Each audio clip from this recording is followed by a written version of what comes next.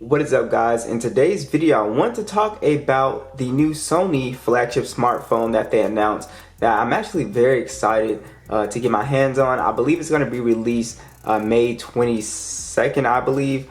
Yeah, so I've been looking at this phone to replace the 7 Pro because when they announced it, I was like, wow, that actually checks off all of the boxes that I've been wanting. If you guys don't know, I've been holding on to the 7 Pro as my main phone, mostly because I really like this phone because it's got the full screen display. It's 1440p. It's a beautiful display, and that's why I've been holding on to it. I was really annoyed when OnePlus announced the 8 Pro with the punch hole. I wasn't sure why. I felt like that was a downgrade, so I held on to it, and then we got the 9 Pro with the punch hole. And so it looks like they're not going to go back to this full screen design, even though the pop-up camera thing has never had an issue statistically. So these have not been like a issue for manufacturers as far as quality. Now I'm sure it might be a little bit cheaper to produce the punch hole display.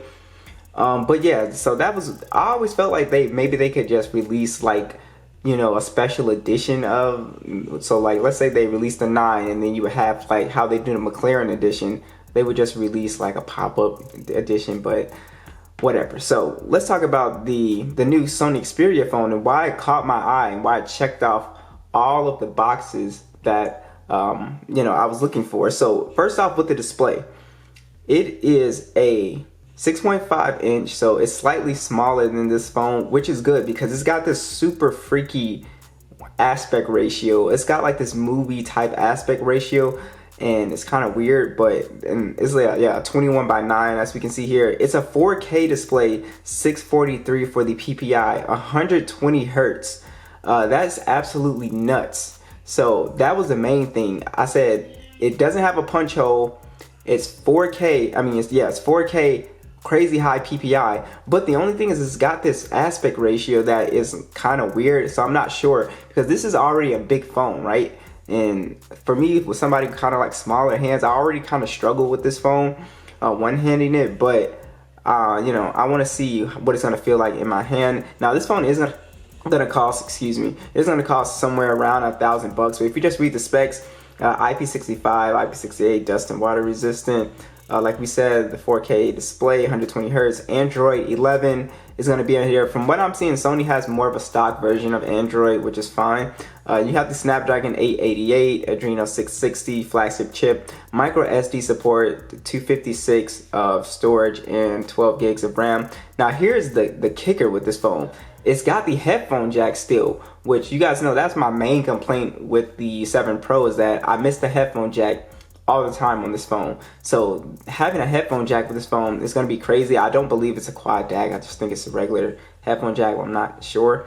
Stereo speakers are on board. NFC is on board. The fingerprint scanner is side mounted. That's fine. I do prefer it under the display, but again, that's fine. It's not a big deal. And then you have Sony's cameras, which honestly, a lot of people don't buy Sony phones, so I've never actually seen like review. I never really look into their phones, but like I said, I'm not brand loyal. So I'm not brand loyal to OnePlus, Apple, Samsung. I go to where, you know, I see the best value for me. But it's got a quad camera setup, 12 megapixel standard, 12 megapixel telephoto, 12 megapixel ultra wide, 0.3 depth, 4K video. So I'm sure Sony makes great cameras. I'm sure it's better than the camera right now. Again, cameras aren't really a big thing for me because I'm not a big photo person myself. You do have on here a 4,500 milliamp battery, 30 watt fast charging, which is fine. I believe that's the same speed as this phone. So wireless charging and reverse wireless charging. So it's looking really good, guys. I'm really excited for this phone. The only thing is it's gonna cost $1,000 bucks, which is tough. So I'm gonna have to make that sacrifice and save a little bit. But yeah, I'm really interested in the phone. I can't wait to try it. Would you guys consider upgrading 7 Pro users? Do you think that's a great upgrade, or you think, no, I don't want to deal with Sony smartphone, the brand company, or whatever? So let me know what you guys think, and I'll catch you guys in the next one.